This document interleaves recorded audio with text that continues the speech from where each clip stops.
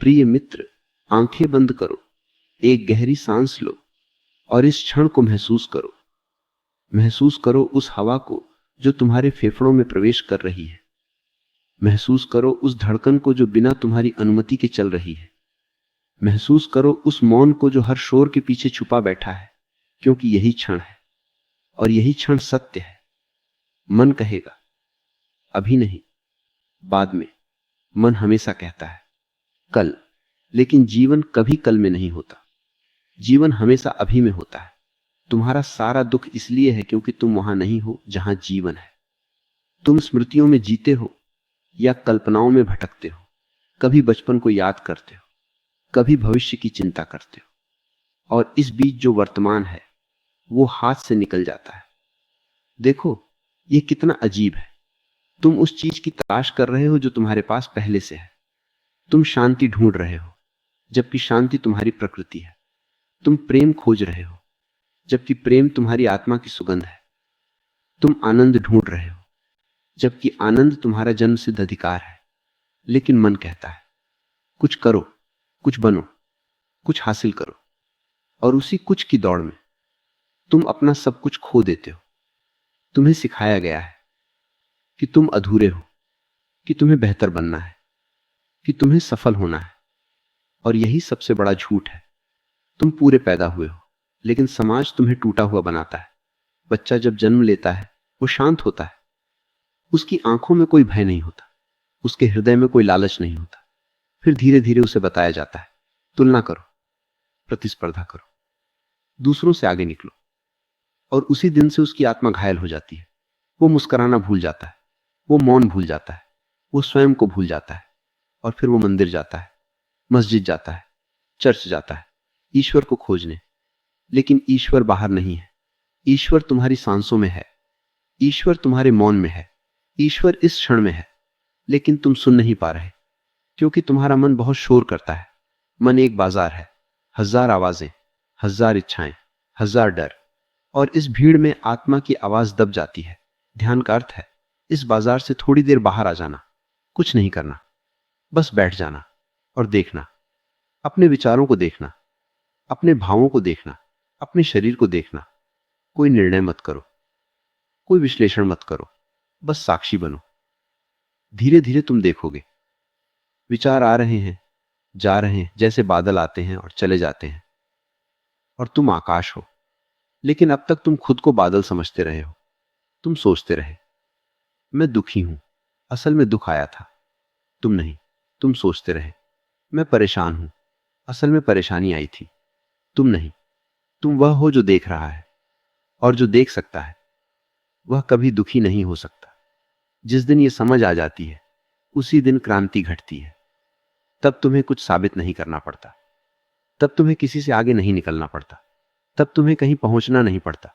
तब तुम बस होते हो, और होना ही पर्याप्त है। इस क्षण को पकड़ने की कोशिश मत करो, यह पहले से तुम्हारा है। बस जागो, बस देखो, बस महसूस करो, और अचानक तुम पाओगे एक गहरी शांति उतर रही है, एक मीठा मौन फैल रहा है, एक अकारण आनंद बह रहा है। यही ध्यान है, यही धर्म है, यही सत्य है। अब थोड़ा और गहराई में उतरते हैं। अभी तक तुमने सिर्फ सतह को छुआ है, लेकिन जीवन की असली धड़कन बहुत भीतर छुपी है। तुम रोज आईने में चेहरा देखते हो, पर कभी आत्मा को नहीं देखते। तुम शरीर को सजाते हो, कपड़ों को बदलते हो, बालों को संवारते हो, लेकिन भीतर जो सूना पड़ा है उसकी ओर कभी ध्यान नहीं देते। और यही तुम्हारी पीड़ा का मूल कारण है। बाहर सब कुछ बदल रहा है, भीतर कुछ भी नहीं बदल रहा। बाहर तुम सफल दिखते हो, भीतर तुम खाली हो। बाहर तुम्हारे पास लोग हैं, रिश्ते हैं, पहचान है, लेकिन भीतर एक गहरी तन्हाई बैठी है, जिसे तुम शराब से, मोबाइल से, शोर से, काम से दबाने की कोशिश करते हो।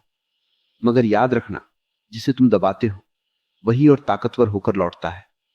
मन ऐसा ही है, जितना दबाओगे उतना उछलेगा।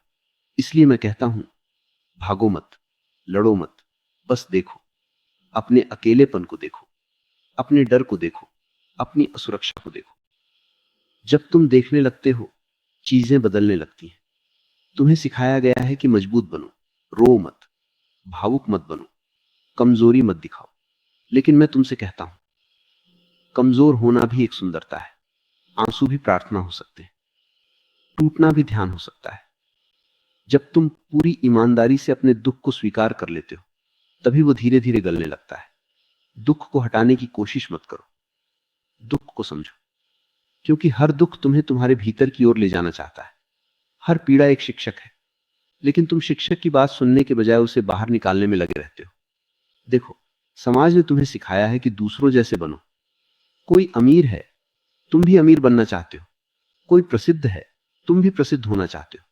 कोई ताकतवर है, तुम भी ताकतवर होना चाहते हो। और इस नकल की प्रक्रिया में तुम अपनी मौलिकता खो देते हो।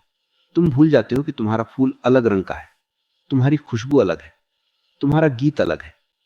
गुलाब कभी कमल बनने की कोशिश नहीं करता, और कमल कभी गुलाब बनने की इच्छा नहीं करता।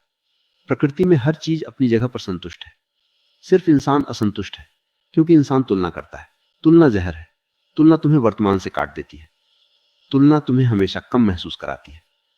और जब तुम खुद को कम मानने लगते हो, तब तुम्हारे भीतर अपराधबोध पैदा होता है, शर्म पैदा होती है, हीनता पैदा होती है। तुम सोचते हो, मैं पर्याप्त नहीं हूं, मुझे और बनना है, मुझे और पाना है। लेकिन ये और कभी खत्म नहीं होता। एक इच्छा पूरी होती है, 10 नई पैदा हो जाती हैं। यही मन का खेल है। मन कभी संतुष्ट नहीं होता। तुम उसे पूरा ब्रह्मांड दे दो, फिर भी वो कहेगा कुछ और चाहिए। इसलिए मैं कहता हूं, मन को खुश करने की कोशिश मत करो, मन को समझो। जब तुम मन को समझ लेते हो, तब मन धीरे धीरे शांत होने लगता है। ध्यान का अर्थ है मन के पार जाना। ध्यान का अर्थ है विचारों के पीछे छुपी उस खामोशी को पहचानना। अभी तुम्हारा पूरा जीवन विचारों में उलझा है। तुम खाते हुए सोचते हो, चलते हुए सोचते हो, सोते हुए सोचते हो। कभी तुम बस होते ही नहीं, कभी तुम पूरी तरह उपस्थित नहीं होते। तुम्हारा शरीर यहां है, मन कहीं और है, और इसी बैठे हुए अस्तित्व में तुम्हारी ऊर्जा बिखर जाती है।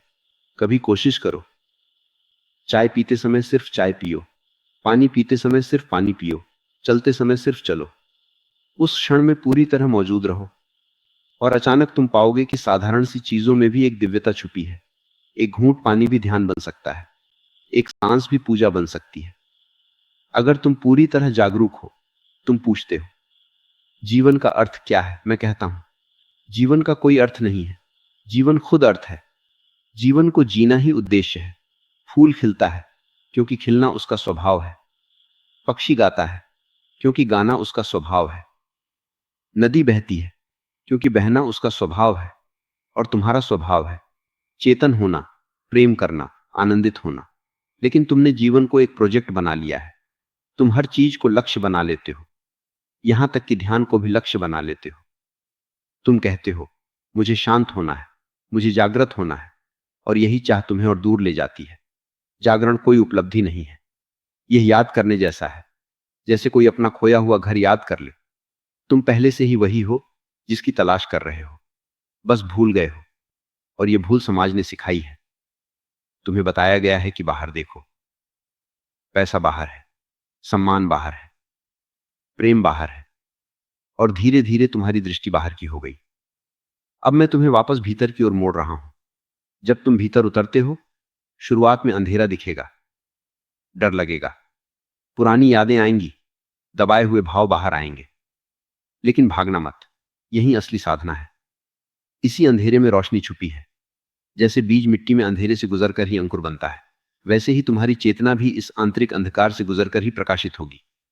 और एक दिन ऐसा आएगा जब तुम बिना कारण मुस्कुराओगे, जब तुम्हें लगेगा कि सब कुछ ठीक है, भले ही बाहर की परिस्थितियां वैसी न हो।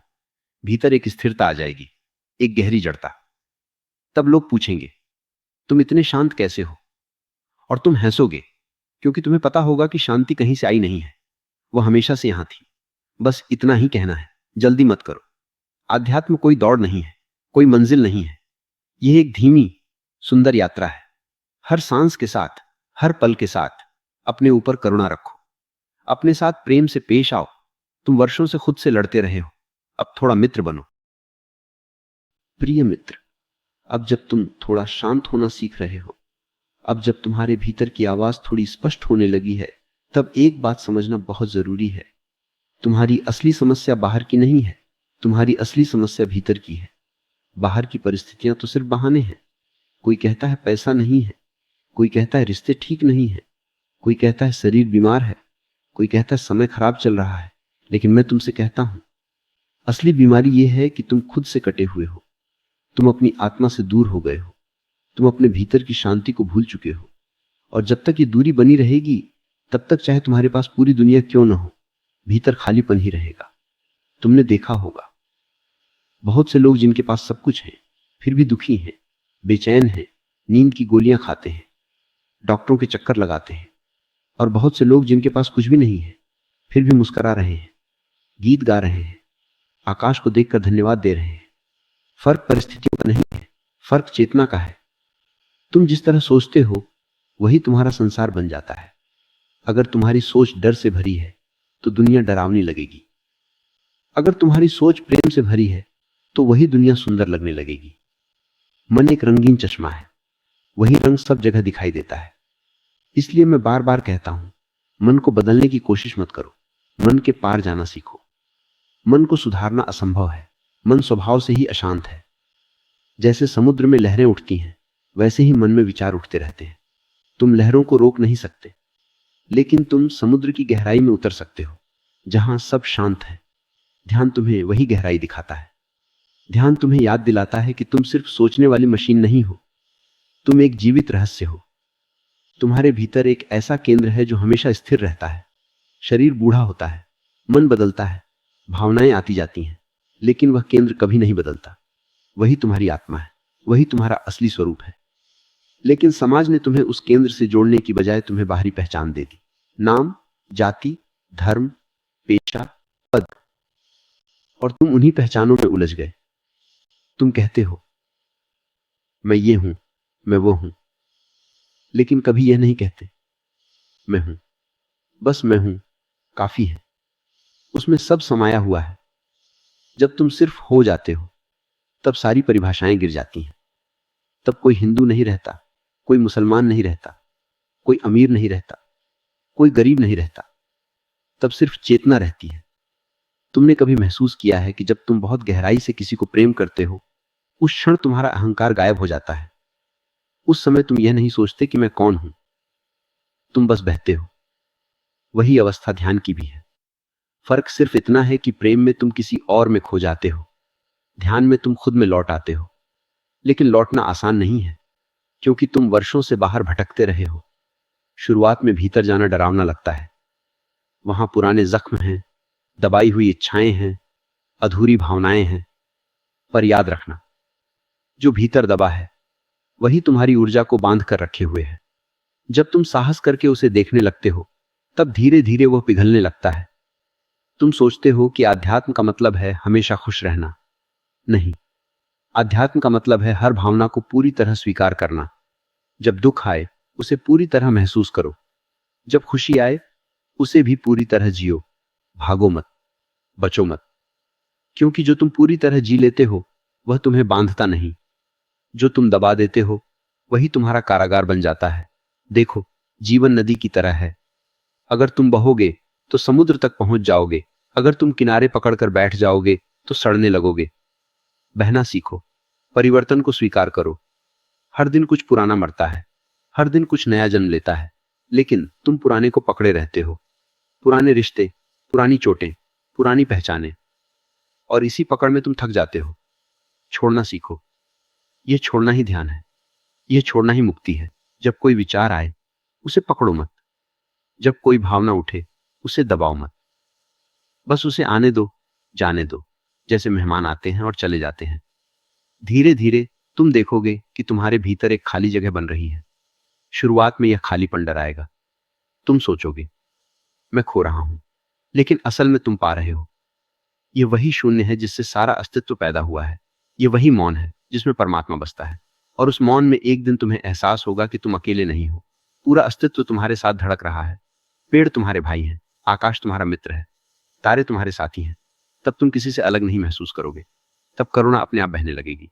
तब तुम किसी को चोट नहीं पहुंचा सकते, क्योंकि दूसरे में तुम्हें खुद दिखेगा। यही असली धर्म है।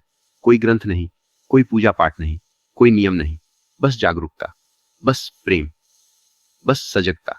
और याद रखना, यह कोई भविष्य की बात नहीं है, यह अभी संभव है, इसी सेंस में, इसी पल में।